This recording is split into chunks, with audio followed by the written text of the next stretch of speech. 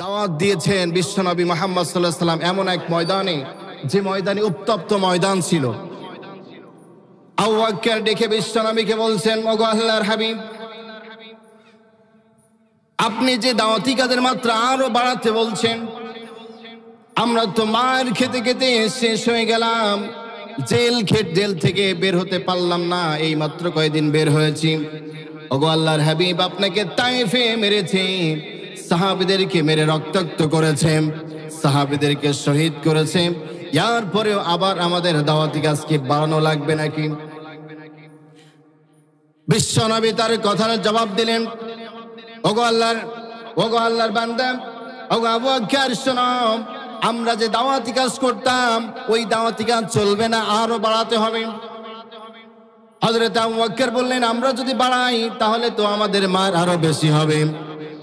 আল্লাহ তাআলা আমাদেরকে জানছেন, আলাম তারা কাইফা দারাবাল্লাহু মাসালান কালিমাতান তাইয়্যিবাতান কাশাজারাতিন তাইয়্যিবাতিন আসলুহা সাবিতুন ওয়া ফারুহা ফিস সামাই।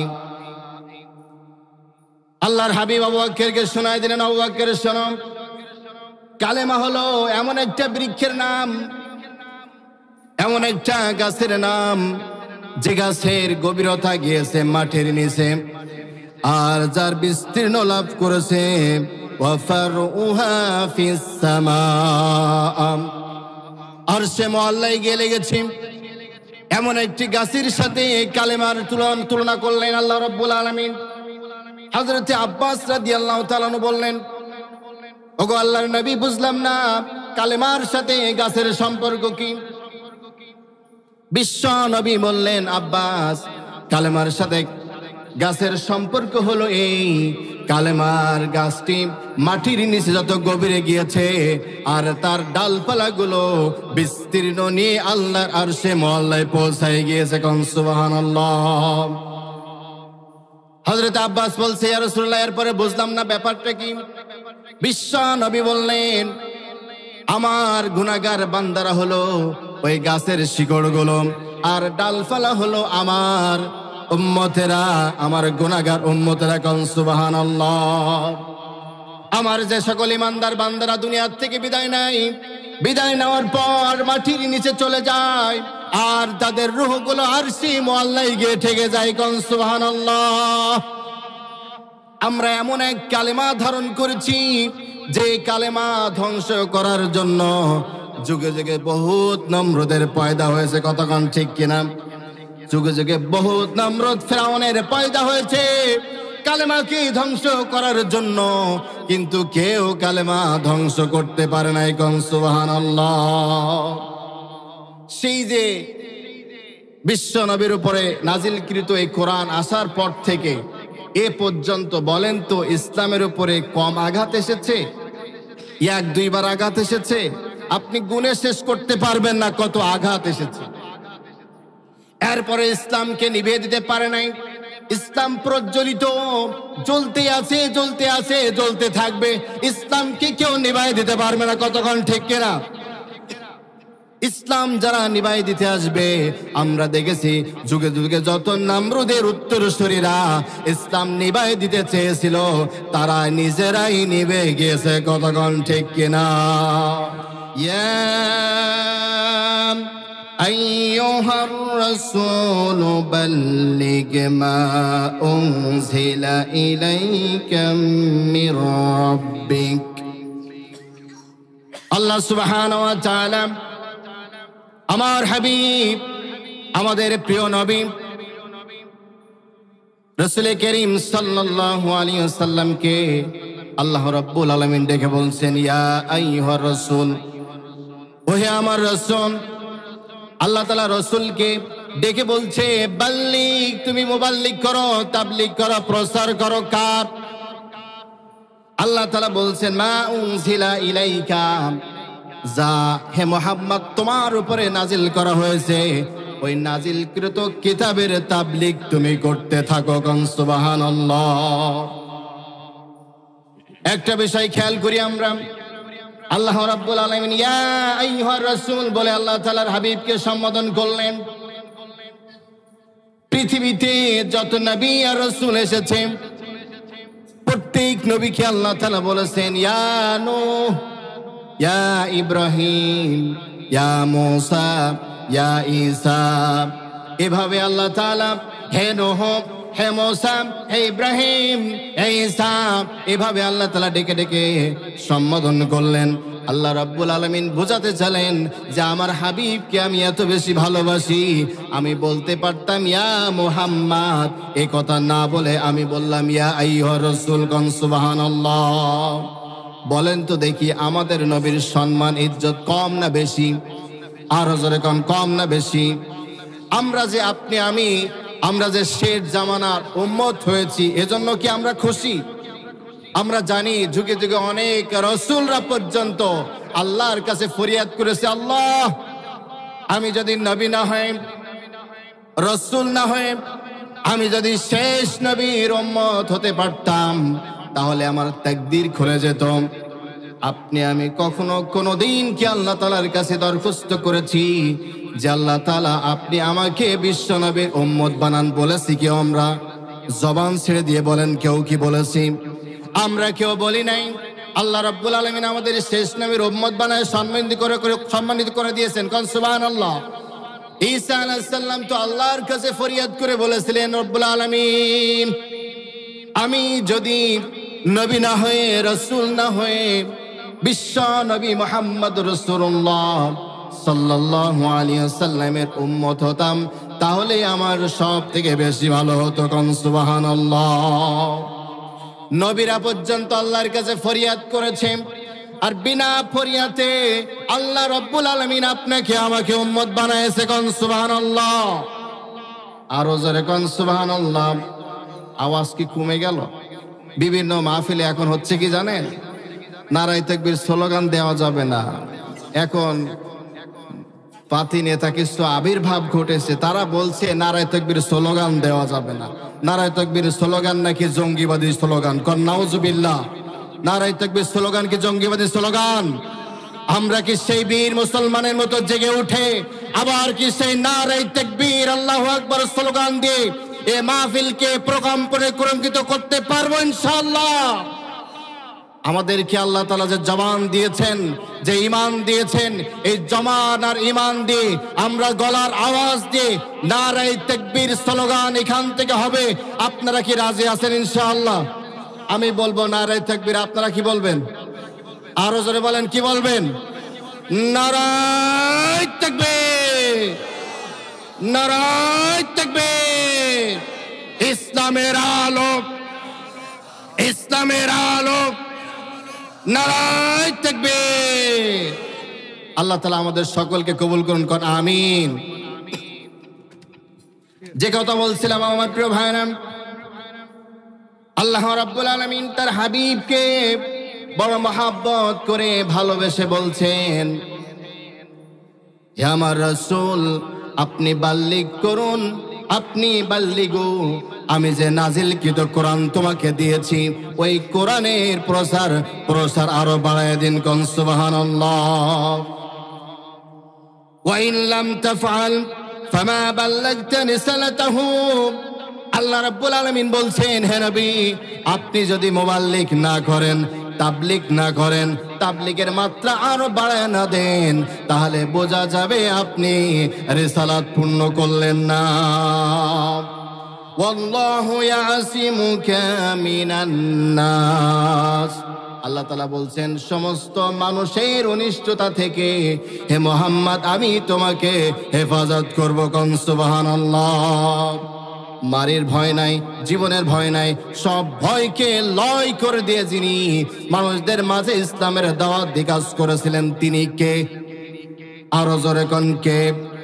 আল্লাহ রাব্বুল আলামিন তারপরে বলছেন, ইন্নাল্লাহা লা ইয়াহদিল কওমাল কাফিরিন। আল্লাহ রাব্বুল আলামিন বলছেন আমি আল্লাহ তাআলা কাফেরদেরকে হেদায়েত দেই না। কাফেরদেরকে হেদায়েত দেন না কে? আরো জোরে কোন কে? তাহলে হেদায়েতের মালিক কে? এখান থেকে বোঝা যায় হেদায়েতের মালিক হলেন আর জোরে কোন কে? আল্লাহর নাম একটু কলিজা ভরে নেওয়ার দরকার আছে না নাই? আমরা যদি বুক ফুলায়া মুখের সর্বোচ্চ আওয়াজটা দিয়ে আল্লাহর নাম নেই, আল্লাহ খুশি হবে না বেরাজ হবে? আরো জোরে কান, খুশি হবে না বেজার হবে? আমরা কি আল্লাহকে খুশি করতে চাই? আমরা সকলে আল্লাহর নাম নেই আল্লাহ। আল্লাহ রাব্বুল আলামিন বলছেন, আমি কাফেরদেরকে হেদায়েত দেই না। এই আয়াত যখন আল্লাহর নবীর কাছে নাজিল হলো, নাজিল হওয়ার পর বিশ্ব নবী মুহাম্মদুর রাসূলুল্লাহ সাল্লাল্লাহু আলাইহি ওয়াসাল্লাম আবু বকরকে ডাকলেন। আবু বকরকে ডেকে বলছে, আবু বকর, আমাদেরকে দাওয়াতি কাজের মাত্রা আরো বাড়ানো লাগবে। দাওয়াতি কাজের মাত্রা কি করা লাগবে? আরো জোরে কোন, কি করা লাগবে? যে দাওয়াত হচ্ছে এই দাওয়াত চলবে না, আরো বাড়াইতে হবে। কে বলছেন? দাওয়াত দিয়েছেন বিশ্বনবী মুহাম্মদ সাল্লাল্লাহু আলাইহি ওয়াসাল্লাম এমন এক ময়দানে, যে ময়দানে উত্তপ্ত ময়দান ছিল। আবু বকর ডেকে বিশ্বনবীকে বলছেন, ওগো আল্লাহর হাবিব,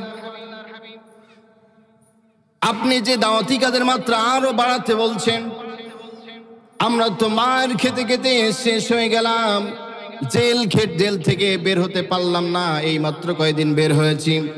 ওগো আল্লাহর হাবিব, আপনাকে তায়েফে মেরেছে, সাহাবীদেরকে মেরে রক্তাক্ত করেছে, সাহাবীদেরকে শহীদ করেছে, এর পরেও আবার আমাদের দাওয়াতি কাজকে বাড়ানো লাগবে নাকি?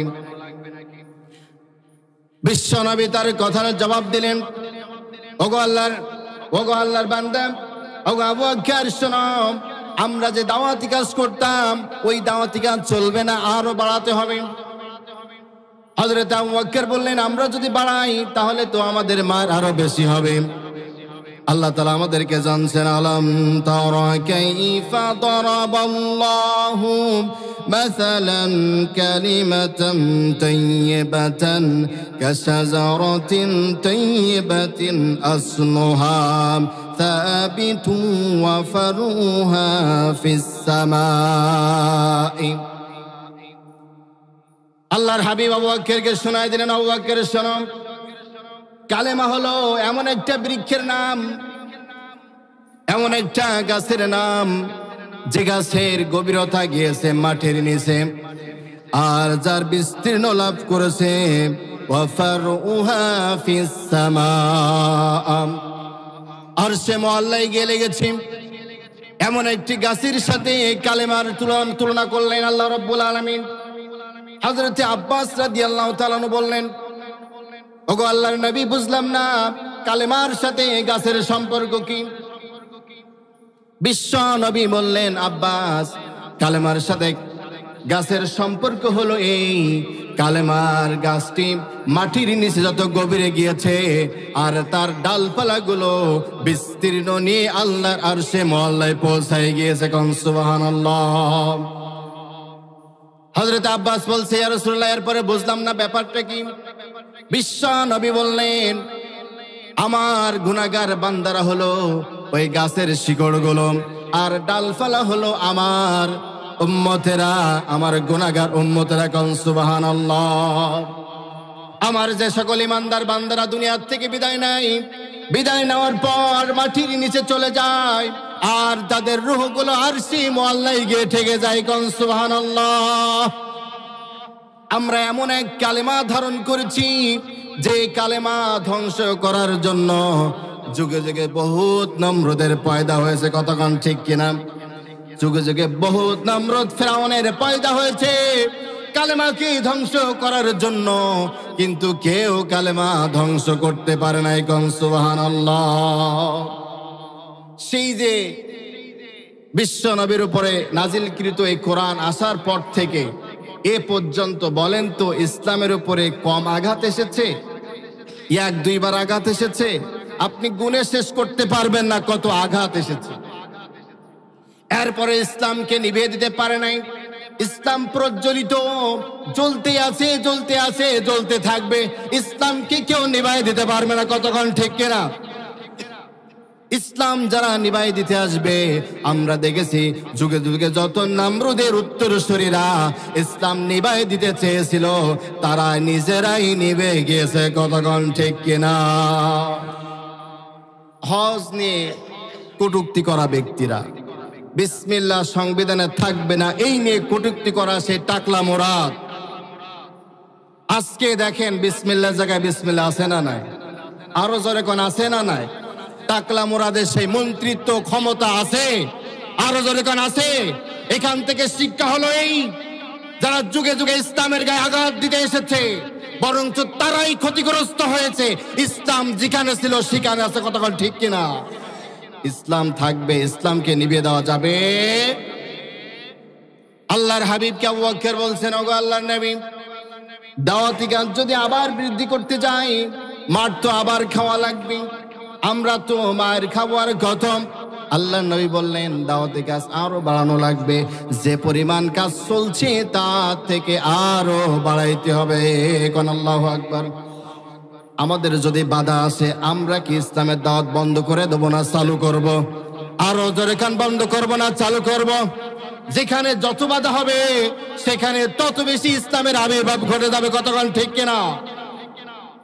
একটা কথা বলি আপনাদেরকে, আমরা যদি কেউ রাগ করে, আমাদের বাসায় কুল গাছ আছে না, আম গাছ আছে না, রাগ হয়েছে, রাগের মাথায় কুল গাছের ডালগুলো কেটে দিলাম, আম গাছের ডালগুলো কেটে দিলাম, কাঁঠাল গাছের ডালগুলো কেটে দিলাম, বলেন তো দেখি ওই কুল গাছ আম গাছ কি মরে যাবে? বরঞ্চ মরবে না, ওর গাছ থেকে একটা ডাল কাটার কারণে হাজার হাজার ডাল বের হবে। কতক্ষণ ঠিক কিনা? একজন মুসলমানকে মেরে তোমরা মনে করেছিলে ইসলাম নিভে যাবে, কিন্তু ইসলাম নিভে যাওয়ার জন্য আসে নাই, ইসলাম এসেছে প্রজ্বলিত হওয়ার জন্য। কতক্ষণ ঠিক কিনা? এক সাইদিকে মেরে মনে করছিলে বাংলাদেশের আলেম ওলামা সব শেষ করে দিয়েছি। একজনকে মারার কারণে বাংলাদেশে কি একজন আছে না বেড়ে গিয়েছে? আরো জোরকান বেড়ে গিয়েছে। সুতরাং এখান থেকে বোঝা যায় ইসলামের গায়ে যারা আঘাত দিতে আসে তারাই নিভে যাবে, ইসলাম জেগে উঠবে। কতক্ষণ ঠিক কিনা? আমার প্রিয় ভাইরা, আবু বকর বলছে, ওগো আল্লাহর নবী, আমরা যদি আমাদের দাওয়াতি কাজ চালিয়ে যাই, আমাদের দাওয়াতি কাজ করতে থাকি, মাত্র আমাদের খাইতে হবে। ওগো আল্লাহর নবী, বলেন তো দেখি কার বাড়িতে আমরা দাওয়াতি কাজ করব? আজকের মিশন আর ভীষণটা কি? আজকের দাওয়াতি কাজটা কার বাড়িতে যাব? আল্লাহর নবী বললেন, আজকে যাব এই মক্কার সব থেকে বড় নেতা আবু জেহেলের বাড়ি। কার বাড়ি যাবে? আরো জোরে কন। আবু জেহেল জেল খাটালো, সাহাবীদের মারলো। আবু জেহেল বিশ্ব নবীকে 54 বার মারার জন্য চেষ্টা করেছিল। সেই আবু জেহেলের বাড়ি কি নিয়ে যাবে? আরো জোরে কন, কি নিয়ে যাবে? দাওয়াত। আবু বকর শুনে বলছে, ওগো আল্লাহর হাবিব, এমন জায়গায় যাবেন, ও তো বিপজ্জনক জায়গা, গেলে তো মায়ের খাওয়া ছাড়া কোনো উপায় নেই। আমাদের আল্লাহ থাকবে কি থাকবে না এ ব্যাপারে তো আমরা সন্দেহাতে আছি। ওগো আল্লাহর নবী, দাওয়াতি কাজটা ঘুরাই আরেক জায়গায় নিয়ে যাওয়া যায় কিনা? আল্লাহর নবী তখন বললেন, وَإِن لَّمْ تَفْعَلْ فَمَا بَلَّغْتَ رِسَالَتَهُ وَاللَّهُ يَعْصِمُكَ مِنَ النَّاسِ। আল্লাহ তাআলা আবু বকরকে, আল্লাহর নবী আবু বকরকে শোনায় দিলেন, আবু বকর শোনো, আজকে যেখানে দাওয়াত নিয়ে যাচ্ছি আমাদের ভয়ের কোনো কারণ নাই। আল্লাহ রাব্বুল আলামিন আমাদেরকে সতর্ক করে দিয়েছেন। ওগো আল্লাহর হাবিব, আপনার জন্য কোনো চিন্তার কারণ নাই, কোনো পেরেশানির কারণ নাই। পৃথিবীর কোনো মানুষ আপনাকে মারতে পারবে না। সুবহানাল্লাহ।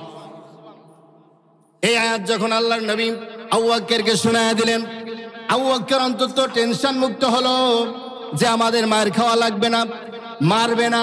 কারণ আল্লাহ তাআলা গ্যারান্টেড দিয়েছেন। বলেন তো জীবন মরণের মালিক কে?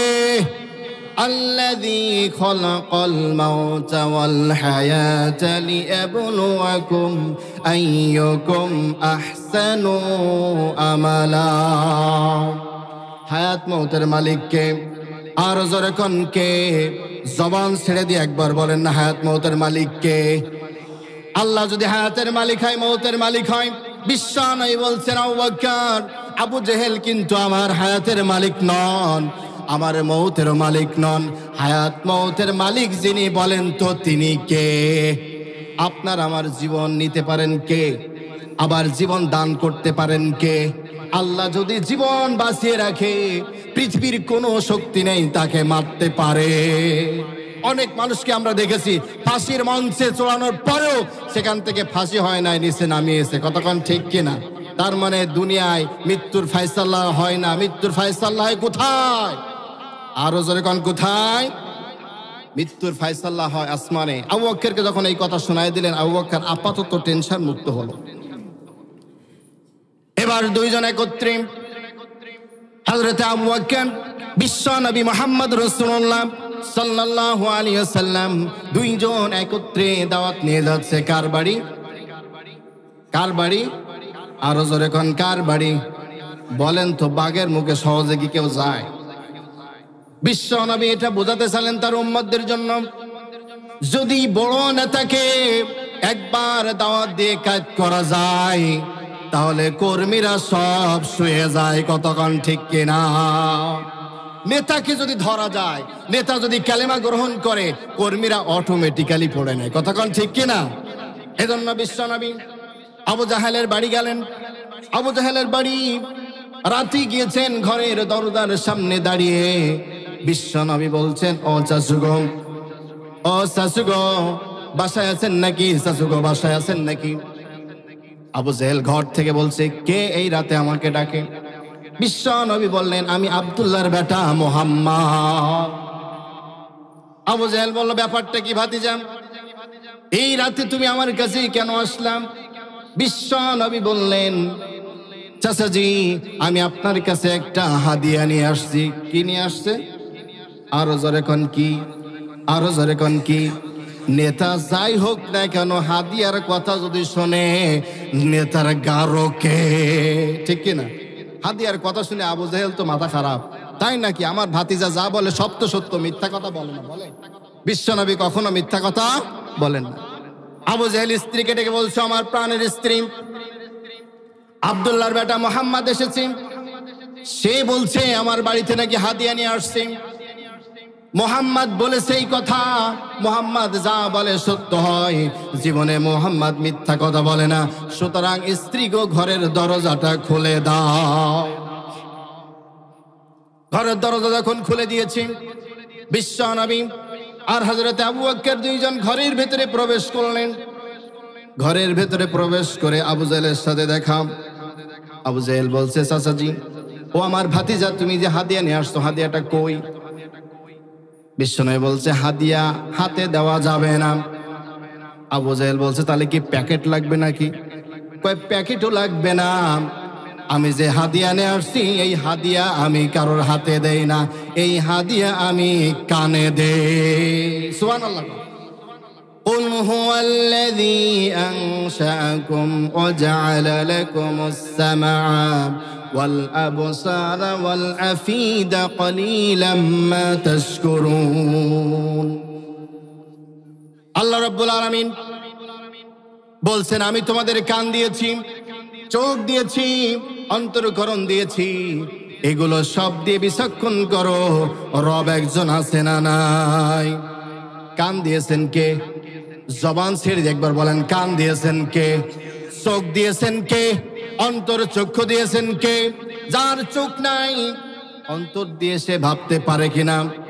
দেখবেন আজ পর্যন্ত কোন কানা রোড অ্যাক্সিডেন্ট করেছে, কোন গাড়ির তলায় পড়েছে, পানিতে ডুবে মারা গেছে, এমন রেকর্ড আছে?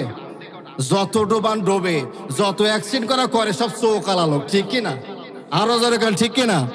চোখালা লোকেরাই বিপদে আছে, চোখ যার নাই সে ভালোই। আল্লাহ তাআলা বলছেন, অন্তর চক্ষু দিয়েছি আমি একজন, এই অন্তর চক্ষু দ্বারা সে বিচক্ষণ করতে পারে যে কোন পথ দিয়ে গেলে আমি নিরাপদ, কোথায় পুকুর আছে, কোথায় গাছ আছে, কোথায় গাড়ি গাড়ি আছে, কোথায় বাড়ি, সবগুলো নিশানা তারা অন্তর চক্ষু দিয়ে ঠিক করেন। সুবহানাল্লাহ। তাই আল্লাহ তাআলা বলেছেন, আমি তোমাদের কান দিয়েছি, চোখ দিয়েছি, আমি তোমাদের অন্তর চক্ষু দান করেছি। কারণ সুবহানাল্লাহ। তাহলে বিশ্বনবীর দাওয়াত কোথায় যাবে? হাদিয়া কোথায় যাবে? আরো জোরে গান কোথায় যাবে? কানে। বিশ্বনবীর এই কথা শুনে আবু জাহেলের বুঝতে আর বাকি রইল না। আবু জাহেল বুঝতে পেরেছে, মুহাম্মদ তুমি আমার কানে যখন দেবা, আমি বুঝতে পেরেছি তুমি তোমার কোরআন শোনাবা বুঝি। বিশ্বনবী সুযোগ পেয়ে একটু বলে দিলেন যে এই জন্য চাচাজি আপনাকে বলে জ্ঞানীদের পিতা। কথা কন না, ঠিক কিনা? সে কি জ্ঞানীদের পিতা না? জ্ঞানীদের পিতা ইসলাম না কবুল করার কারণে মূর্খের পিতা হয়ে গিয়েছে। এই কথা যখন বলছে, আবু জাহেল কথাটা শুনে মিসকি মিসকি হাসি দেয়। মিসকি মিসকি কি করে? হাসি দেয়। যদিও পক্ষে যদি কথা আসে লাগে ভালো, আর যদি বিপক্ষে যায় রাজাকার ছাড়া মুখ দিয়ে বের হয় না, ঠিক কিনা? পক্ষে গেলে সব ভাল লাগে, বিপক্ষে গেলে কারোর ভাল লাগে না। ইসলামটা কারোর পক্ষে যাক বিপক্ষে যাক এটা বড় বিষয় নয়। আল্লাহ যেটা বলেছেন সেটা মানার দরকার আছে না নয়? আল্লাহ যা বলেছেন সেটাই মানতে হবে। সেটা আমার পক্ষে যাক আর না যাক এটা দেখার কোনো বিষয়। এবার আবু জাহেল বলছে, ওরে ভাতিজা, তুমি তোমার কোরআন শোনাবা আমি বুঝতে পেরেছি, কিন্তু তুমি কি জানো তুমি যেখানে আসছো এই বাড়িটা হলো আন্তর্জাতিক খ্যাতি সম্পন্ন নেতার বাড়ি। এই বাড়িতে তোমার কোরআন চলবে না। তোমার কোরআন এখানে চলবে না, তোমার কোরআন আমি শুনবো না। বিশ্বনবী বললেন, আমি কোরআন না শোনায়া যাব না। এক পর্যায়ে আবু জাহেল বলছে, মুহাম্মদ তুমি যদি কোরআন শোনাতে চাও শুনে রাখো, এখান থেকে তোমাকে ঘাড় ধাক্কা দিয়ে কিন্তু আমি বের করে দিব। কি করবে? আল্লাহ নবীকে ঘাড় ধরে বের করে দিবে। আবু জাহেল সাহস কত বড়, এসে বিশ্বনবীর গায়ে হাত দিয়েছে। হাত দেওয়ার সাথে সাথে জিবরাইল আল্লাহকে বলছে, রব্বুল আলামিন আমি আর সহ্য করতে পারছি না, আল্লাহর নবীর গায়ে যেভাবে ধাক্কা দিয়ে বের করতে চাই, ওগো আল্লাহ আমি কি করব এখন বলে দাও। রব্বুল আলামিন বললেন, আমার নবীর আমার হাবিবের দুইটা পা তুমি জোর করে শক্ত করে ধরো। বিশ্ব নবীর দুই পা জিবরাইল এত জোরে শক্ত করে ধরেছে, আবু জাহেল ঘাড় ধাক্কা দেয়, বিশ্ব নবীরে এক চুল নাড়াতে পারে না। কোন আল্লাহু আকবার। আবু জাহেল বলছে, মুহাম্মদ ব্যাপারটা বুঝলাম না, তোমার গায়ে এত জোরে ধাক্কা দিলাম তুমি একটু নড়লা না, কারণটা কি? তুমি কারণটা বোঝো নাই? আমার নিচে তাকিয়ে দেখো আর আমার মাথার দিকে তাকিয়ে দেখো। আবু জাহেল যখন তার নিচে তাকিয়েছে দেখে জিবরাইল দাঁড়ানো, আর তার মাথা গিয়ে ঠেকেছে আর সে মহল্লায় গিয়ে কোন সুবহানাল্লাহ। জিবরাইল আলাইহিস সালাম এত বড়, জিবরাইল আলাইহিস সালাম এত বড়। আমাদের দেশে যত নদী আছে, পৃথিবীতে যত সাগর মহাসাগর আছে, এই সাগর মহাসাগর আর নদ নদীর যত পানি আছে সব পানিগুলো যদি জিবরাইল আলাইহিস সালামের হাতের তালুতে দেওয়া যায়, আরে হাতের তালুতে পানিগুলো নিয়ে মাথায় দিবে, একটা পানি নিচে পড়বে না। আল্লাহু আকবার কোন, আর জোরে কোন আল্লাহু আকবার। জিবরাইল আলাইহিস সালাম কি ছোট না বড়? পৃথিবীর পানি আল্লাহ কম সৃষ্টি করেছেন? এই পানি সব যদি তার মাথায় দেওয়া হয় একটু পানি নিচে নামবে না। কোন আল্লাহু আকবার। এই জিবরাইলের ধরার কথা শুনে আবু জাহেল ঘাবড়ে গেল। এবার বলল, মুহাম্মদ আমি বুঝতে পেরেছি তুমি আমাকে কোরআন না শোনানো পর্যন্ত এখান থেকে যাবা না। ব্যাপারটা আমি বুঝতে পেরেছি, যখন তুমি কোরআনই শোনাবা তাহলে তুমি আমার কানে তোমার কোরআন শোনায়া দাও। কোন আল্লাহু আকবার। আরো জোরে কোন আল্লাহু আকবার। বিশ্ব নবী এবার বললেন, নেতাজি ঠিক কাছে আসছো, বড় ঘোরায় ফেরায় এসেছ, যখন আমার কাছে আসলাম আমি তোমার কানে শোনায় দেই। সকলের মুখস্থ সূরা, সকলে আমার সাথে পড়েন, আলাম তারা কাইফা ফাআলা রাব্বুকা বিআসহাবিল ফিল। মুখস্থ আছে না নাই? আরো জোরে কান, মুখস্থ আছে না নাই? এই সূরাটি যখন আবু জাহেলের কানে শোনায় দিয়েছে, আবু জাহেল তখন বলছে, আরে মুহাম্মদ তোমার কাছে এই সংবাদ কে পাঠিয়ে দিল আমাকে একটু শোনাও। এই যে হস্তি বাহিনীর কাহিনী, হস্তি বাহিনীর ঘটনা, এই ঘটনা যখন হয়েছিল তখন মুহাম্মদ তো তোমার জন্ম হয় নাই। এই কথা যখন আবু জেহেল বলছে, বিশ্বনবী বলছেন এই সব ঘটনাগুলো জানান কে? আরো জোরে কোন কে? আমরা যে তথ্যগুলো পাই ইসলাম সম্পর্কে, যা জানি, মানব দেহ সম্পর্কে, পৃথিবী সম্পর্কে, বিজ্ঞান সম্পর্কে মুসলমানেরা যা জানে, এ সবগুলো জানাচ্ছেন কে? আল্লাহ রাব্বুল আলামিন আমাদেরকে সব জানায় দেন। মালিক যদি আমাদেরকে না জানাতেন আমরা কিছুই জানতে পারতাম না। আল্লাহ রাব্বুল আলামিন বলছেন, আমি হলাম তোমাদের জ্ঞানের উৎস। আমি যে কোরআন দিয়েছি এই কোরআনের মাধ্যমে তোমরা জ্ঞান পেয়েছো, আর এই জ্ঞান তোমরা পৃথিবীর মানুষের কাছে প্রচার করো। যদি প্রচার করো তোমাদের প্রচারে প্রসার হবে, আর যত প্রসার হবে তত মুসলমানদের দিন সুদিন ফিরে আসবে। কতক্ষণ ঠিক কিনা? রাসূল করিম সাল্লাল্লাহু আলাইহি সাল্লাম যে কোরআন নিয়ে আসছেন, এই কোরআনের দাওয়াতি কাজ করা লাগবে চারটা কারণে। কয়টা কারণে? আরো জোরে কান, কয়টা কারণে? আরো জোরে কান, কয়টা কারণে? চারটা কারণে এই কোরআনের দাওয়াতি কাজ চলতে হবে, চলবে, চলতেই হবে। এক নম্বর কারণ হলো আলিফ লাম মিম যালিকাল কিতাবু লা রাইবা ফীহি হুদাল লিল মুত্তাকিন। বলেন তো দেখি এই কোরআনে কোনো সন্দেহ আছে? যে কোরআনের সন্দেহ নাই ওই কোরআনের দাওয়াতি কাজ করতে ভয় আছে। আরো জোরে কান, ভয় আছে। কোরআনে কোনো ভুল নাই, ভুল কোনো তথ্য নাই। এই কোরআনের দাওয়াতি কাজ করতে কোনো বাধা নাই। কতক্ষণ ঠিক কিনা? দুই নম্বর কারণ হলো আমরা কেন এই কোরআনের দাওয়াতি কাজ, দাওয়াতি প্রসার করাবো? এর কারণ হলো আল্লাহ রাব্বুল আলামিন আমাদেরকে জানাচ্ছেন, ওয়াহাযা কিতাবুন আনজালনাহু মুবারাকুন ফাত্তাবিউহু ওয়াত্তাকু লাআল্লাকুম তুরহামুন। আল্লাহ রাব্বুল আলামিন বলছেন, আমি তোমাদের যে কিতাব দিয়েছি এই কিতাবটা হলো বরকতময় কিতাব। সুবহানাল্লাহ। এই কিতাবটা কি কিতাব? আরো জোরে কান, কি কিতাব? বরকতময় কিতাব। এই কিতাবের মধ্যে বরকত রয়েছে, এই কিতাবের মধ্যে শান্তি রয়েছে। শান্তি আর বরকত সব ঢুকাই দিয়েছেন কোরআনের মধ্যে। কে? আর জোরে কোন কে?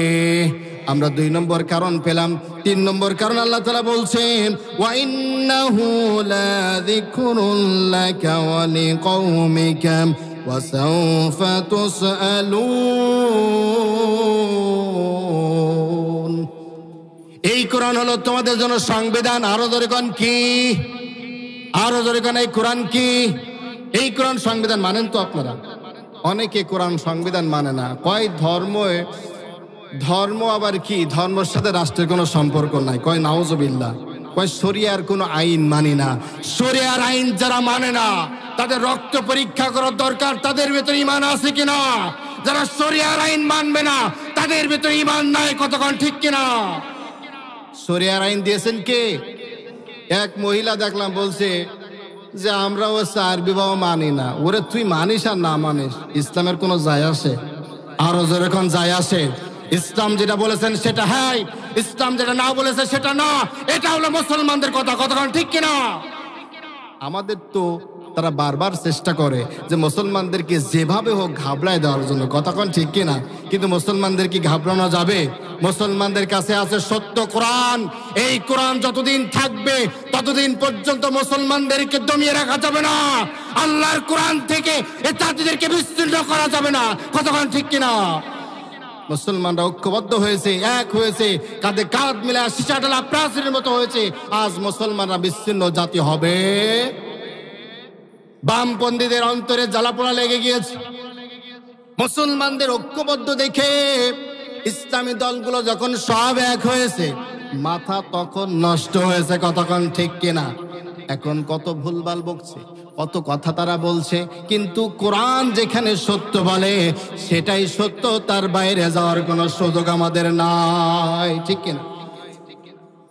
আল্লাহর নবী মুহাম্মদ সাল্লাল্লাহু আলাইহি সাল্লাম সত্য কোরআন সূরা ফিলটা যখন আবু জাহেলের কানে দিয়েছে, কানে তার পৌঁছানোর সাথে সাথে বলছে, ভাতিজা রে, এই যে ঘটনা আমাকে শোনায় দিলা, এই ঘটনা তো তোমার জন্মের আগে হয়েছে, তুমি জানলা কি করে? জানাই দিয়েছেন কে? আরো জোরে কোন কে? এই কথা আবু জাহেল যখন বলছে, তখন বিশ্বনবী মুহাম্মদ সাল্লাল্লাহু আলাইহি সাল্লাম বলছে, চাচাজি একটা সূরা শুনিয়েছি মাত্র। কয়টা? আরো জোরে কোন কয়টা? চাচাজি একটা শোনাইছি, একটাতে হবে না, আরেকটা শোনানো লাগবে। কয়টা?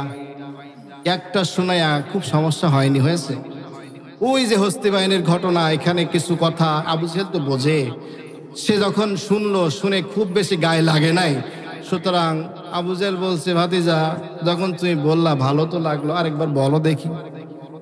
বিশ্বনবী বলছি, চাচাজি এবার যে সূরাটি শোনাবো, এই সূরাটি ডাইরেক্ট তোমার নেতার বাস দিয়েছে। কি দিয়েছে? আরো যখন কি দিয়েছে? বাস দিয়েছে। আবু জাহেল তখন বলছে, ভাতিজা বলো কি, আমার নেতার কথা তুমি আবার টানো কেন? নেতার কথা টানো কেন? আমার নেতা তোমার কি করেছে? বিশ্বনবীকে বলছে, ভাতিজা তোমার কোরআন আর শোনানো লাগবে না, যা শুনেছি পর্যন্ত ওই পর্যন্ত থাক, আর শুনবো না। বলছে, চাচাজি নেতার কেমনে বাস দেয় একটু শোনার দরকার আছে না নাই? নেতা বলছে, কেমন বাস দিয়েছে একটু শুনি তো দেখি। এবার বিশ্বনবী সূরা লাহাব শোনায়া দিয়েছে। কোন সুবহানাল্লাহ। আল্লাহ রাব্বুল আলামিন বলছেন, তাব্বাত ইয়াদা আবি লাহাবিন ওয়া তাব্ব। আল্লাহ রাসূল সাল্লাল্লাহু আলাইহি ওয়াসাল্লাম যখন একটা আয়াত পড়েছে, আবু লাহাবের দুই হাত ধ্বংস হোক, এই কথা যখন বলেছে, আবু জাহেল বলছে, ভাতিজা তুমি বললা কি, তোমার কল্লা কিন্তু কল্লার জায়গায় আর থাকবে না। বিশ্বনবী বললেন, চাচাজি এক্ষুনি খেপলে তো হবে না, এ তো কেবল একটা, এখনো সামনে আছে দুইটা। কয়টা? মোট বাস হবে কয়টা? আরো জোরে কান, কয়টা? এই কথা যখন বলেছে আবু লাহাবের কথা শোনার পরে আবু জাহেল বলছে, ভাতিজা তুমি ভালোই চুরি করেছো, একটা শুনে আমার গায়ে আগুন ধরে গেছে, বাকিগুলো কি আমাকে একটু শোনায়া দাও। বাকিগুলো যখন শোনায়া দিলেন, 3 নম্বর ক্ষতি হলো, তোমার নেতা যত টাকা কামাই করেছে, হারাম পন্থায় যত টাকা পয়সা কামাই করেছে, সব টাকা ধ্বংস করবেন কে? হারাম পথে টাকা যারা ইনকাম করে তাদের টাকা থাকবে, যারা সাদাবাজি করে, টেন্ডারবাজি করে, ধান্দাবাজি করে, সুদ খায়, ঘুষ খায়, এই সবগুলো করে টাকা কামাই করে, এই টাকা কখনো শান্তি দিতে পারে না। কথা কোন ঠিক কিনা? এই টাকা থাকবে না। আবু লাহাবের টাকা যেমন ধ্বংস হয়েছে, তোমাদের অবৈধ পথে টাকা ইনকাম করা যে সম্পদের পাহাড় জমিয়েছো, এই পাহাড় থাকবে না। কথা কোন ঠিক কিনা? বিগত 15 বছর কম কামাও নাই, আজকে কাছে গিয়ে দেখি নিজের সংসার চলাটা দায়। কথা কোন ঠিক কিনা? এখনো নতুন করে যারা সাদাবাজি শুরু করেছ, থেমে যাও। হারাম পন্থায় টাকায় শান্তি নাই, আর শান্তি হতে পারে না। তোমাদের চাঁদাবাজি, ধান্দাবাজি, টেন্ডারবাজি বন্ধ করে দাও। বন্ধ না করলে ইসলাম আসছে, ইসলাম আসবে, তোমাদেরকে প্রতিহত করে ছাড়বে। ঠিক কিনা? এই প্রতিহত সামনের সময় আসছে, মনে করছে চাঁদাবাজি করে অনেক আগুয়ে যাব, আগুইতে পারবে না। ইসলামের জোয়ার উঠেছে, ইসলামের জ্বর উঠেছে। এই জ্বর পৃথিবীর কেউ থামিয়ে রাখতে পারবে না। আগামী বাংলাদেশের সংসদ কোরআনের সংসদ হবে ইনশাআল্লাহ। আমার প্রিয় ভাইরা, যখন বাস দিল দুইটার কথা, 3 নম্বর কথা বললেন, ওয়া আমরাতু হাম্মালাতাল হাতাব। এই কথা যখন বলল, তোমার তার স্ত্রীও ধ্বংস, ক্ষতিগ্রস্ত হবে, স্ত্রী তাকে থুয়ে পালাবে। যে স্ত্রীর জন্য এত কিছু করেছো, ওই স্ত্রী তোমার নেতাকে থুয়ে পালাবে। কি করবে? আরো জোরে কান, কি করবে? পালাবে। এই কথা যখন বলেছে, আবু জাহেলের মিজাজটা খারাপ, মিজাজ ভালো নেই। এবার বলছি, ভাতিজা, তুমি যে কথাগুলো আমাকে শোনাইলাম, এই কথাগুলো আমি যদি এখন আবু লাহাবকে বলি, তোমাকে কি হবে জানো? তোমার অস্তিত্ব রাখবে না, তোমাকে পৃথিবীর জমিন থেকে সরায় দিবে। যখন এই সূরাটি সুন্দর করে শোনালেন আল্লাহর নবী মুহাম্মদ সাল্লাল্লাহু আলাইহি ওয়াসাল্লাম, শোনানোর পর গার ভেতরে একটু গরম হওয়ার কথা আছে না নাই? যেহেতু নেতা মানুষ, নেতার বিরুদ্ধে বললে তো গা জ্বলে, ঠিক কিনা? দেখবেন যে যার ভালোবাসে তার যদি কোনো কিছু বলা হয় গা একটু জ্বলে কি জ্বলে না? আরো জোরে এখন জ্বলে কি জ্বলে না? যদি কেউ আমার নবীকে গালি দেয়, আমাদের রক্ত কি কার ঘরে বসে থাকবে? আমাদের ঈমান কি স্ফুলিঙ্গ হবে না? আমাদের ঈমান তো জেগে উঠবে তখন যখন আমাদের প্রিয় নবীকে কোনো গালি দেওয়া হবে, কতক্ষণ, ঠিক কিনা? তার নেতাকে গালি দিয়েছে, তার একটু জ্বলাই স্বাভাবিক। দৌড়াই চলে গিয়েছে আবু লাহাবের বাড়ি। আবু লাহাবের বাড়িতে গিয়ে আবু জেহেল বলছে, ও আবু লাহাব, ও ভাই গো, ঘটনা একটা ঘটেছে। কয় কি ঘটনা? কয় ঘটনা ঘটেছে, তোমার ভাতিজা মোহাম্মদ এসে গালি দিয়েছে, এমন 3টা কথা বলেছে যে আমি বরদাস্ত করতে পারছি না। কয় কি সে 3টা কথা?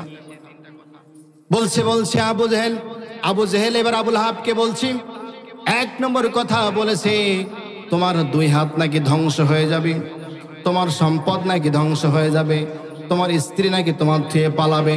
এই কথা যখন বলেছে, আবু লাহাব ভ্যাগ করে আবু লাহাব কেঁদে দিয়েছে। আবু লাহাব কেঁদে দিয়ে বলছি, ওরে আবু জেহেল, আমি জানি মুহাম্মদ আল্লাহ তাআলার পক্ষ থেকে প্রেরিত রাসূল, সে সত্য নবী, সে যা বলে তাই হয়। আমি এখন পেরেশানিতে আছি, আমার 3 মাসের বেশি আমি বুঝি আর বাঁচবো না। কয় মাস? আরো জোরে গান, কয় মাস? 3 মাসের বেশি আর বাঁচবে না। মৃত্যুর ভয় আছে না নাই? আর জোরে গান, আছে না নাই? মৃত্যুর ভয় নাই এমন মানুষ খুবই কম। আল্লাহর ভয় না করলেও মৃত্যুর ভয় করে, ঠিক কিনা? আরো জোরে গান, ঠিক কিনা? মৃত্যুর ভয় এত বেশি, আবু লাহাব কাঁদতেছে, চোখের পানি ফেলে বলছে, ভাই আমাকে আর কে বাঁচাবে? আবু জেহেল বলছে, ভাই রে, তুমি কেঁদো না, কাঁদার কোনো কারণ নাই, আমরা এটা প্রতিহত করব। আবু লাহাব বলছে, প্রতিহত করার আমার কাছে একজন বীর আছে, আমার কাছে একটা বীর আছে। ওই বীরকে আমি যদি বলি মুহাম্মাদের গলার টুটি ধরে আছাড় দেবে, এই গলার টুটি ছিঁড়ে যাবে আর মুহাম্মদ দুনিয়ার জমিন থেকে বিদায় নেবে। আমি সময় নিলাম 7 দিন। কয় দিন? বিশ্ব নবীকে মারার পরিকল্পনায় সময় নিয়েছে 7 দিন। কয় দিন?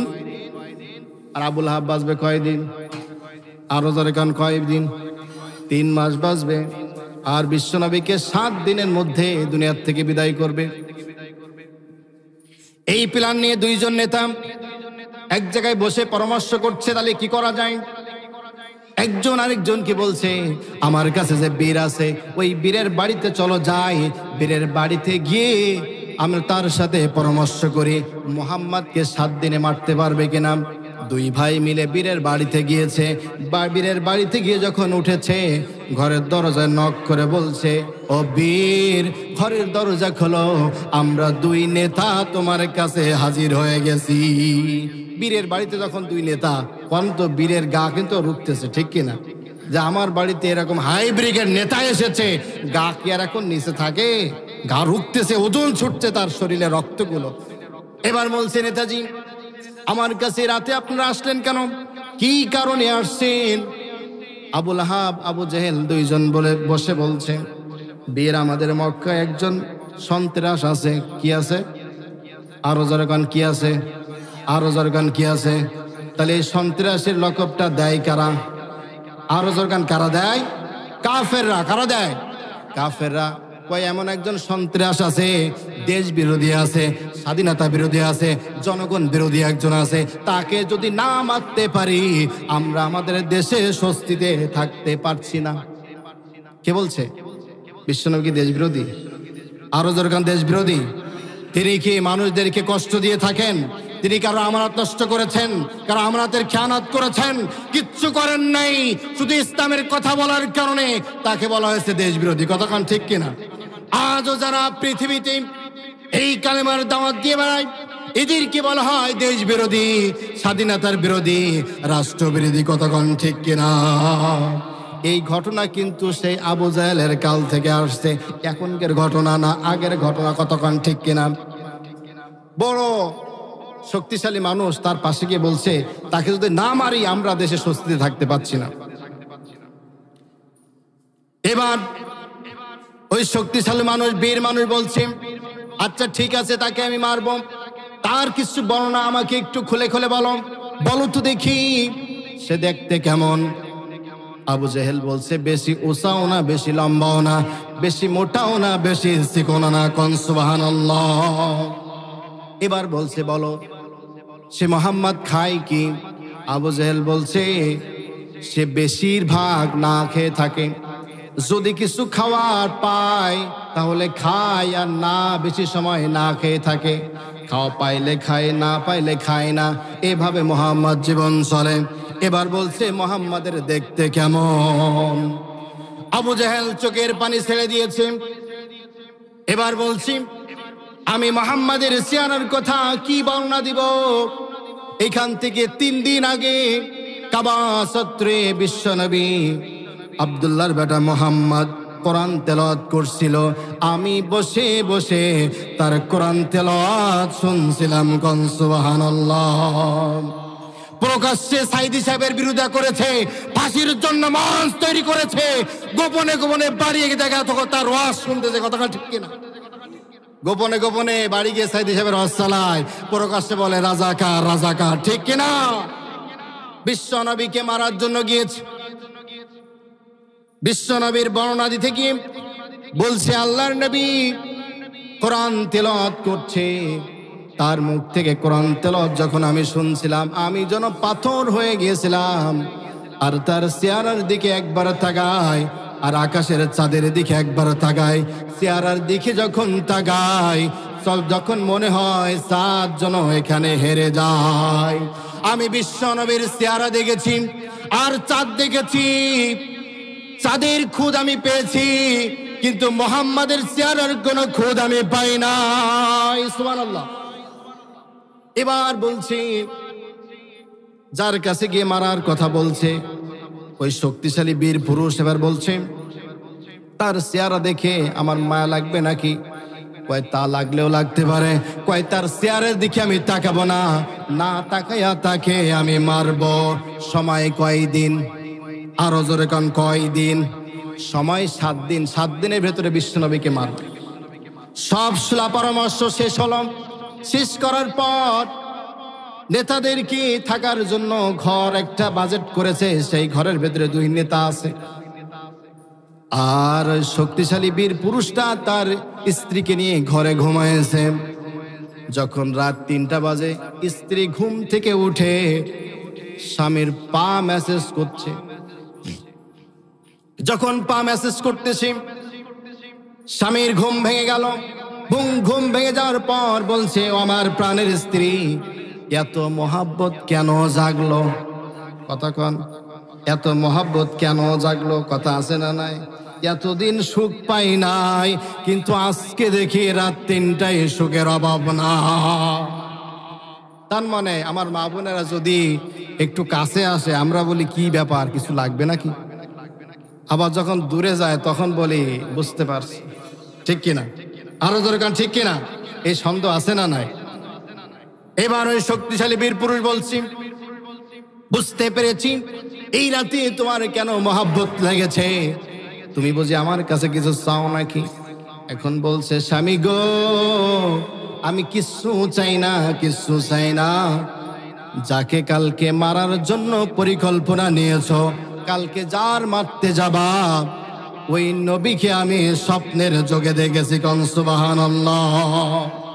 এত সুন্দর চেহারা যা জীবনে আমি কখনো এরকম পুরুষ দেখি নাই। কোন সুবহানাল্লাহ।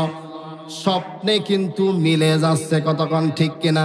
নেতার কাছে শুনলো চেহারা সুন্দর, স্ত্রী বলছে চেহারা সুন্দর। এবার স্বামী বলছে, আমার স্ত্রী বলো আর কি ঘটনা ঘটেছে। বলছে, এবার ঘটনা ঘটেছে শোনো। তার পা দেখলাম জমিনে আর মাথা দেখলাম আরশে মুআল্লায়। সুবহানাল্লাহ কোন, আর জোরে কোন সুবহানাল্লাহ। এই কথা যখন স্ত্রী বলেছে, বলার পরে এবার কিন্তু শক্তিশালী বীর পুরুষ আস্তে আস্তে ঘাবড়ায় যাচ্ছে। বললো, আমার স্বামীর এখানে শেষ নয়, তার পাশে একটা কালো লম্বা 2 হাত উঁচু লম্বা দাঁতওয়ালা একজন ছেলে দেখলাম, যুবক। সে দেখতেছি তোমাকে চিবায়ে চিবায়ে খাচ্ছি, আর তুমি যেন ওই নবীর বৃদ্ধা আঙুলের উপরে ঘোরাফেরা করছো। যদি একবার বৃদ্ধা আঙুল দিয়ে এরকম চাপ দেয়, ও আমার স্বামী, তুমি তো দুনিয়ার থেকে বিদায় হয়ে যাবা। এই স্বপ্নের ব্যাখ্যা যখন স্বামীর কাছে বলল, স্বামীরও ঘুম নাই, আস্তে আস্তে উঠে ঘরে নক করে বলছে, নেতাজি ঘর থেকে একটু বাইর হন। ঘরের দরজা খুলে ঘুম ঘুম চোখ, রাত 3টায় ঘুম কম না বেশি? ঘুম কিন্তু মারাত্মক জমে গিয়েছে। ঘুম ঘরের দরজা খুলে দিয়েছে। খুলে দেওয়ার পরে বলছে, শক্তিশালী বীর পুরুষের বলছে, ও নেতা আবু জেহেল, তোমরা আমাকে কালকে মারবা বলে পরিকল্পনা করেছো। কালকে তোমরা আমাকে মেরে ফেলবা, এজন্য যুক্তি পরামর্শ করে আমাকে তোমরা মুহাম্মাদের কাছে নিয়ে যেতে চাও। সুবহানাল্লাহ। এই কথা নেতা শুনে, নেতার মাথা তো খারাপ। হায় হায়, বলে কি? এবার বলছে, তুমি কি বলো? ওসব কথাকে শোনা, আমাদের দরকার মুহাম্মাদকে মারতে হবে। এবার বলছে, মুহাম্মাদের সাথে যে একজন যুবক থাকে, যুবকের নাম কি? কয় আলী। নাম কি? আর হযরতের নাম কি? বলে আলী। ঘুম চোখে আবু জেহেল জবাব দিচ্ছে। এবার ওই বীর পুরুষটা বলছে, আচ্ছা ঠিক আছে, সে খায় কি? কয়, যখন যা পায়, যখন যেরকম জিনিস পায় তখন সেরকম জিনিস সেইভাবে খায়। ওই যে দেখেছে 2 হাত দাঁত, কয় হাত দাঁত? এখানে বলছে কি, যখন যেরকম জিনিস পায় তখন সেইভাবে তাই খায়। আচ্ছা, ভয় আছে না? না। এবার কিন্তু মিলে যাচ্ছে স্বপ্নে, ঠিক কিনা? যখন সব স্বপ্ন মিলে যাচ্ছে, নেতাকে বলছে, আমি পারবো না, আমি পারবো না, যেতে পারবো না। আবু জেহেল বলছে, খাইছে সারা রাত, এতক্ষণ যা বুঝাইলাম এখন বুঝি সব শেষ। বলছে, চিন্তার কোনো কারণ নাই, ওই যে যুবকটা দেখছো, ওই যুবককে ধরে রাখার দায়িত্ব আমি আবু জেহেলের। কার দায়িত্ব? আবু জেহেলের দায়িত্ব, আর তোমরা তাকে মারবা। মোহাম্মদ আব্দুল্লাহর বেটা মোহাম্মদকে তোমরা মারবা, আর আমরা ওই যুবককে ধরে রাখবো, যুবককে আমরা ধরে রাখবো, তাকে তোমরা মারবা। এবার পালোয়ান বলছে, ঠিক আছে তাই হোক, তাহলে আমি মোহাম্মদকে কালকে মারবো। বিশ্ব নবীকে মারার জন্য আসছে। আল্লাহর নবী সাফা মারওয়ার পরে দাঁড়িয়ে 29 জন সাহাবীকে নিয়ে আল্লাহর কালাম তাবলীগ করা শুরু করেছে। কি করা শুরু করেছে? দাওয়াতি কাজ শুরু করেছে। কোন সুবহানাল্লাহ। আল্লাহর নবী দাওয়াতি কাজ করছে। দাওয়াতি কাজ করতে করতে হঠাৎ করে বীর পালোয়ান এসে হাজির। ডেকে বলছে, মুহাম্মদ থামো, তোমার আওয়াজ আর চলবে না। কই, কেন চলবে না? কই, তোমার আওয়াজ এখানে হতে দেওয়া হবে না। এখনো দেখবেন অনেক পুস্কি বাসকা নেতা আছে, যারা স্টেজে উঠে বলে নারায় তাকবীর, স্লোগান চলবে না, কোরআন থেকে কথা বলো, রাজনীতি চলবে না। আচ্ছা আপনারা বলেন, এই কোরআনে রাজনীতি আছে না নাই? আরো জোরে কোন, আছে না নাই? এই কোরআনে যদি রাজনীতি না থাকবে, আল্লাহর নবী 10 বছর দেশ চালাইছে কি চালায় নাই? আরো জোরে কোন, চালাইছে কি চালায় নাই? 10 বছর দেশ চালিয়েছে এই কোরআন দিয়ে। কি দিয়ে? এই কোরআন দিয়ে দেশ চালিয়েছে। গোটা পৃথিবীর মানুষদেরকে থমকে দিয়েছে যে কোরআন দিয়ে দেশ চললে ওই দেশের শান্তির অভাব হয়। আরো জোরে কোন, হয়। দাওয়াতি কাজ বন্ধ করার জন্য যখন প্রথম বললাম, আল্লাহর নবী বললেন, আমি দাওয়াতি কাজ বন্ধ করব না। তুমি কি আসছো? আমার কাছে আসো, তোমাকে একটু দিয়ে দাওয়াতি কাজ করি। আবু জেহেল বলছে, কাছে যাইও না, তার কাছে যদি যাও তাহলে তোমাকে নিয়েও কিন্তু ওয়াজ করবে। কি করবে? ওয়াজ চলবে। কিন্তু বিশ্ব নবী তাকে কাছে ডাকলেন। কাছে ডেকে বলছে যে আমার কাছে কি জন্য আসছেন? আপনাকে যা দেখছি, আমি তো না খাওয়া শরীর, আমি তো আপনাকে যা দেখছি, তো এইভাবে একটা মানুষ তো চলতে পারে না। তখন শক্তিশালী বীর পুরুষ বলছে, আচ্ছা ঠিক আছে, আমার কাছে কিছু খাবার আছে, মোহাম্মদ তুমি এই খাবারগুলো খাও, খেয়ে একটু শক্তি বাড়ায় নাও। আমি দেখছি তোমার বুকের ভেতরে, তোমার পেটের ভেতরে 2টা পাথর বাঁধা আছে। কয়টা পাথর? আরো জোরে কান, কয়টা? আল্লাহর নবী কত কষ্ট করেছেন ইসলামের জন্য। 3 দিন না খাওয়া শরীর নিয়ে, পেটে পাথর বেঁধে দাওয়াতি কাজ করছেন, তাবলীগ করছেন। আমরা এখন কত শান্তিতে আছি, কত স্বস্তিতে আছি, এরপরে আমরা কেউ দাওয়াতি কাজ করতে চাই না। কতক্ষণ ঠিক কিনা? এই অবস্থায় দেখে বলছে, আমার কাছে কিছু খাবার আছে, মোহাম্মদ তুমি খাও, একটু গায়ে শক্তি বাড়ায়া নাও। ইমানদারদের শক্তি যোগান কে? আরো জোরে কন কে? ইমানদারদের শক্তি দেন কে?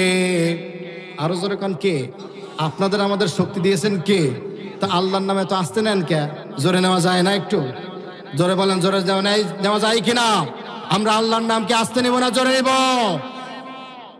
বিশ্ব নবী তার কথা শুনে বলছে, তোমার কাছ থেকে আমি কিছু খাইব না।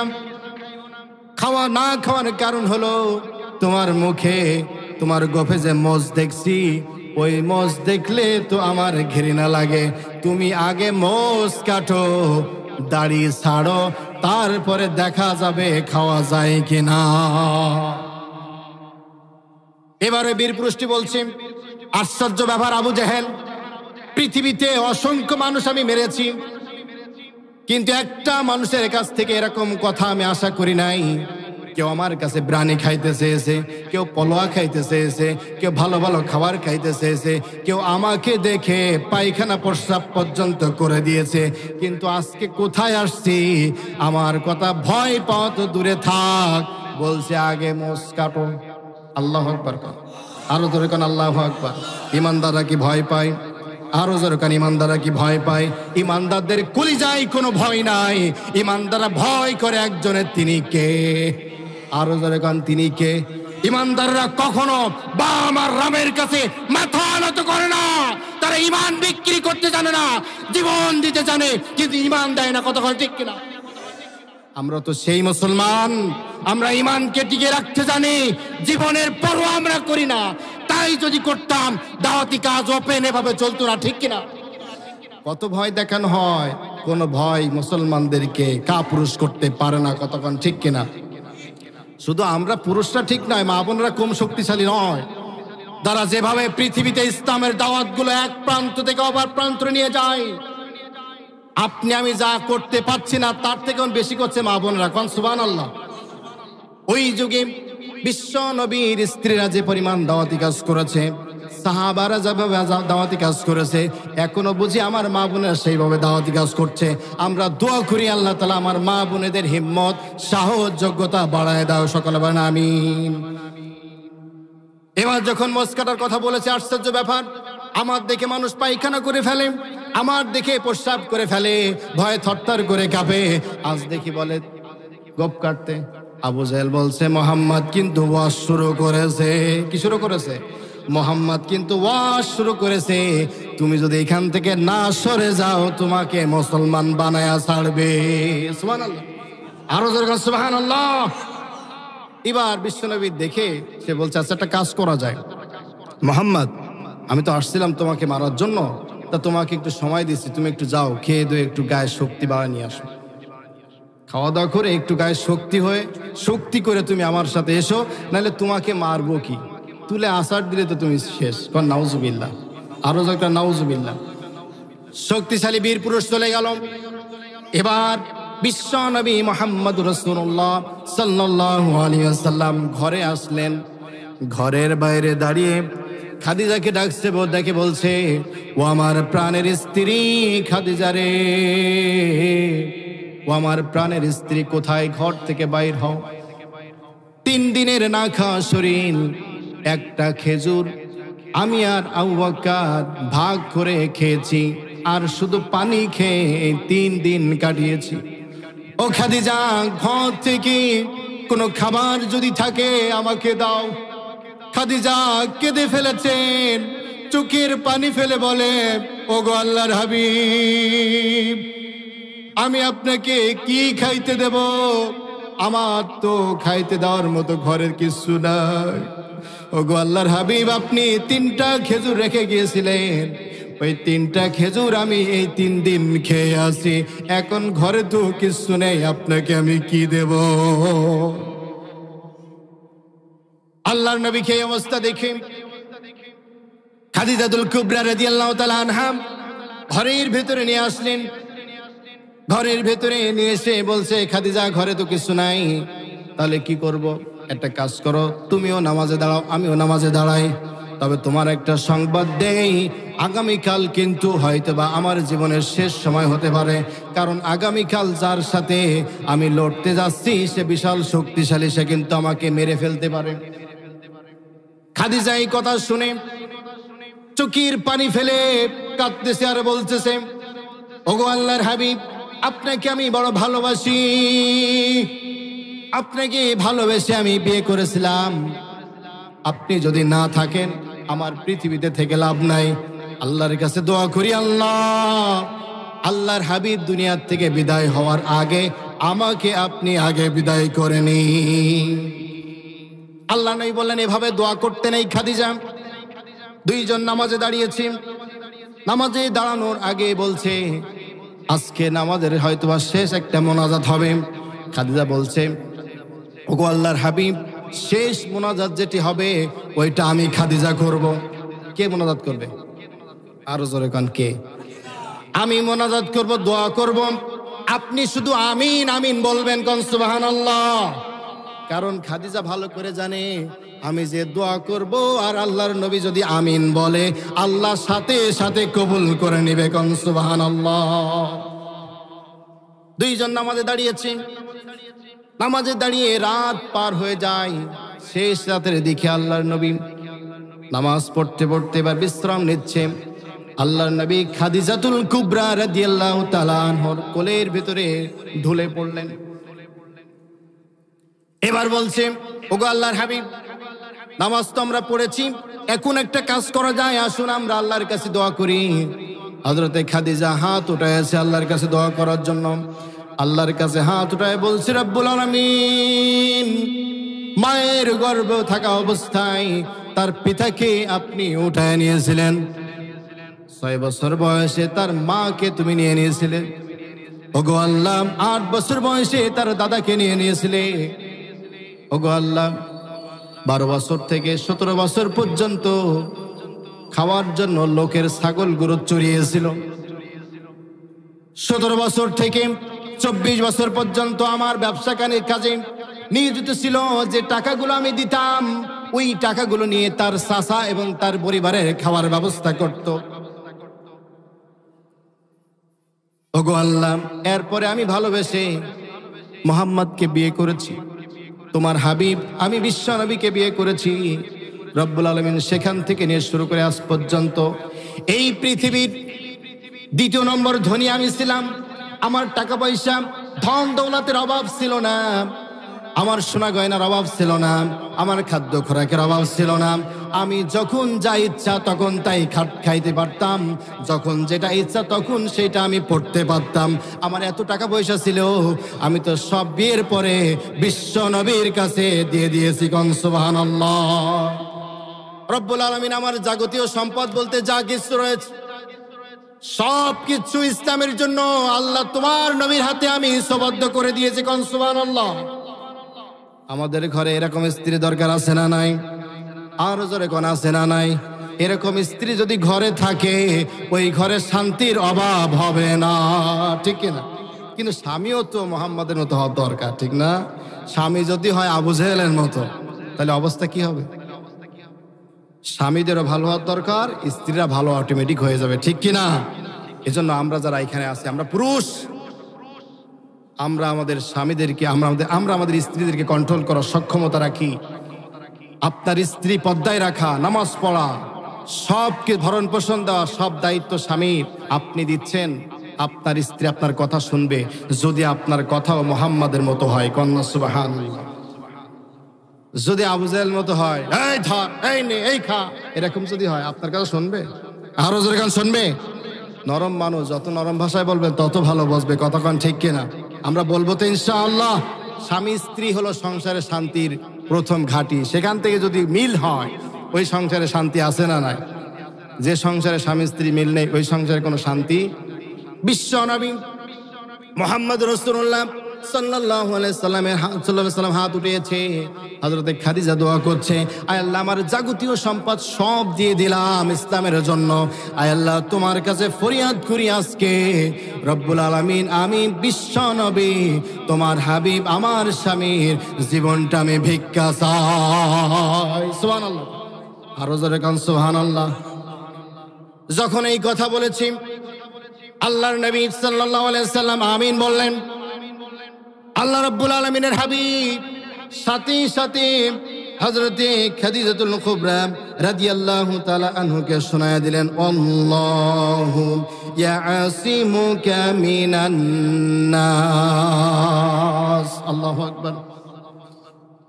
বিশ্ব নবী খাদিজাকে বলছে, আমার খাদিজা, ও আমার প্রাণের স্ত্রী, শুনে রাখো, পৃথিবীর কোন মানুষের শক্তি নাই আমার জীবন নিতে পারে। কোন আল্লাহু আকবার। আমার নিরাপত্তা দিয়েছেন কে? আরো জোরে কোন কে? সকল মানুষের নিরাপত্তা দিতে পারেন কে? আল্লাহ যদি কাউকে নিরাপত্তা দান করে, তার নিরাপত্তা থেকে কেউ কিন্তু বের করতে পারে না। কতক্ষণ ঠিক কিনা? আমার প্রিয় ভাইরা, খাদিজাতুল কুবরা রাদিয়াল্লাহু তাআলা আনহা দোয়া শেষ করলেন। সকাল হলো, আল্লাহর নবী ঘর থেকে বাইর হলেন এবং খাদিজাকে বললেন, ও খাদিজা, আমার আলীকে যেন বলো না আমি যে যাচ্ছি, আমার আলীকে যেন বলো না। আমার আলী কিন্তু বরদাস্ত করতে পারবে না, আমার আলী কিন্তু সহ্য করতে পারবে না। খাদিজাকে যখন এই কথা বলে চলে গেছে, কিছুক্ষণ পরে হযরতে আলী এসে বলছে, ও আম্মা, ও আমার মা, ও মা গো, ঘরের ভেতরে খাবার কি আছে আমাকে দাও। আমি না খাওয়া শরীর নিয়ে আসছি, দীর্ঘদিন 2-3 দিন যাবত না খেয়ে তোমার ঘরে আসছি। ও আমার মা, কিছু ঘর থেকে বাইর করে দিন, যেগুলো আমি খেয়ে নেই। হযরতে খাদিজাতুল কুবরা রাদিয়াল্লাহু তাআলা আনহা তিনি বলছে, ঘরে খাওয়ার মতো কিছু নাই। শুধু তাই নয়, আল্লাহর নবী মুহাম্মদ সাল্লাল্লাহু আলাইহি সাল্লাম খাইতে চাইছিল। আমি খাদিজা এত অতভাগা, বিশ্ব নবীকে একটু খাবার তুলে দিতে পারি না। আমার প্রিয় ভাইরা, এই কথা যখন খাদিজা হযরতে আলী রাদিয়াল্লাহু তাআলা আনহুর সাথে বললেন, হযরতে আলী বললেন, ও আম্মা, বুঝেছি ঘরে কিছু নাই, কিন্তু আমাদের একটা সিস্টেম হলো, যখন প্রচন্ড ক্ষুধা লাগে, বিশ্ব নবীকে এক নজর দেখার সাথে সাথে আমাদের 3-4 দিন, 1 সপ্তাহ না খাওয়া ক্ষুধা সব মিটে যায়। সুবহানাল্লাহ। ও আম্মা, আপনি বিশ্ব নবীকে ঘর থেকে বাইরে বের করে দিন, আল্লাহর নবীকে একবার দেখি, আর আমার শরীরের ক্ষুধা আমি নিবারণ করে নেই। কোন সুবহানাল্লাহ। খাদিজা বলছে, বিশ্ব নবী তো ঘরে নাই, কোথায় গেছে বলতে নিষেধ করেছে, বলা যাবে না। হযরতে আলী বলছে, বলতে হবে, না বললে আমি যাব না। হযরতে খাদিজা বলছে, ও আলী, চিন্তা করো না, বিশ্ব নবীকে মারার জন্য মানুষ তৈরি হয়ে আছে। বিশ্ব নবীকে আবু জেহেল তার গোষ্ঠীরা মারবে, এজন্য সে ময়দানে গিয়েছে। কয়, কোন ময়দানে গিয়েছে বলো? কোন ময়দানে গিয়েছে আমি জানি না। হযরতে আলী চোখের পানি ফেলে কাঁদতেছে আর বলছে, রব্বুল আলামিন, যাকে আমাদের জীবনের থেকে বেশি ভালোবাসি, সেই ব্যক্তিটাকে মারা হবে, আর আমি আলী দুনিয়ায় বেঁচে থাকবো, এটা তো কখনো হতে পারে না। হযরতে আলী দৌড়াচ্ছে। প্রতিমধ্যে আবু জাহেলের 50 জন সেনাবাহিনী, তারা হযরতে আলী রাদিয়াল্লাহু তাআলাকে ব্যারিকেড দিয়েছে। আলীকে বলছে, আলী, তুমি আর সামনে যেতে পারবা না, তুমি যদি এখান থেকে সামনে যাও, আমাদের হাতে দেখেছো তীর আছে, আমাদের হাতে খোলা তরবারি আছে, এই তরবারি আর তীর দিয়া তোমাকে কিন্তু দুনিয়ার থেকে বিদায় করে দিব। এই কথা যখন বলেছে, এই কথা বলার পর হযরতে আলী বলছে, আর তাই তো, কেউ তরবারি নিয়ে দাঁড়িয়ে আছে, কেউ তীর তাক করে দাঁড়িয়ে আছে, যে আলী দৌড়াবে আর আলীকে তীর মারা হবে, তরবারি দিয়ে হত্যা করা হবে। হযরত আলী কাল বিলম্ব করে আকাশের দিকে তাকালেন। আকাশের দিকে তাকিয়ে গায়েব থেকে যেন আওয়াজ আসছে, আলী তুমি আর দেরি করো না, আল্লাহর নামের তাকবীর দাও, শয়তান পালিয়ে ময়দান থেকে চলে যাবে। সুবহানাল্লাহ। হযরত আলী কানে আগুন দিয়ে বলা শুরু করলেন, আল্লাহু আকবার, আল্লাহু আকবার, আল্লাহু আকবার, আল্লাহু আকবার। এভাবে 4 বার তাকবীর যখন হযরত আলী দিল, দেওয়ার সাথে সাথে আলী তাকিয়ে দেখে সমস্ত কাফেরের গোষ্ঠীরা সব কান চুলকানো শুরু করেছে। কোন সুবহানাল্লাহ। এক কান দিয়ে কান চুলকায় মজা লাগে না? পৃথিবীতে সব থেকে মজার রোগের নাম কি কোন তো দেখি? আরো জোরে কোন। চুলকানি যার হয়েছে ভাই সেই জানে যে কি মজার জিনিস রে ভাই। আরো চুলকানি যদি হয়, সাথে সাথে যদি বেগুন খাওয়া হয়, মজা আরো বেড়ে যায়, ঠিক কিনা? কানের ভেতরে আঙুল দিয়ে চুলকাচ্ছে, মজা কম না বেশি? এক কান দিয়ে কান চুলকায়, মজাও লাগে, ভালো লাগে না? এবার তরবারি রেখে, তীর ধনুক রেখে 2 হাত দিয়ে কান এভাবে চুলকায়। যখন কান চুলকাচ্ছে, কান চুলকাইলে বলেন তো দেখি বন্ধ হয় কি? যখন কান চুলকায় কি বন্ধ হয়? চোখ বন্ধ করে কান চুলকাইলে যে কি মজা, যারা চুলকায় তারাই ভালো জানে, ঠিক কিনা? 2 কান এভাবে আঙুল দিয়ে চুলকাচ্ছে, কি মজা, কি মজা। এই মজার চুলকানি দেয় আর চোখ বুজে চুলকায়। গায়েবের আওয়াজ আসে, আলী এবার তাকিয়ে দেখো, সব কাফেরেরা চোখ বন্ধ করে আছে, তুমি বিশ্ব নবীর কাছে দৌড়াই চলে যাও। সুবহানাল্লাহ। হযরত আলী তাকিয়ে দেখে সব চোখ বন্ধ। হযরত আলী দৌড়ায় চলে গেল। দৌড়ায় যখন চলে গিয়েছে, ওদিকে বিশ্ব নবীকে ধরে ফেলেছে। বীর পুরুষ, শক্তিশালী পুরুষ বিশ্ব নবীকে ধরে বলছে, ওগো আল্লাহর নবী, আপনি আগে আমাকে ধরুন না আমি আপনাকে আগে ধরব? আল্লাহর নবী বললেন, আমি যদি আগে ধরি তাহলে আমার উম্মতদের সিস্টেম হবে আগে ধরা। আমি চাই না আমার উম্মতেরা আগে ধরো। কতক্ষণ, ঠিক কিনা?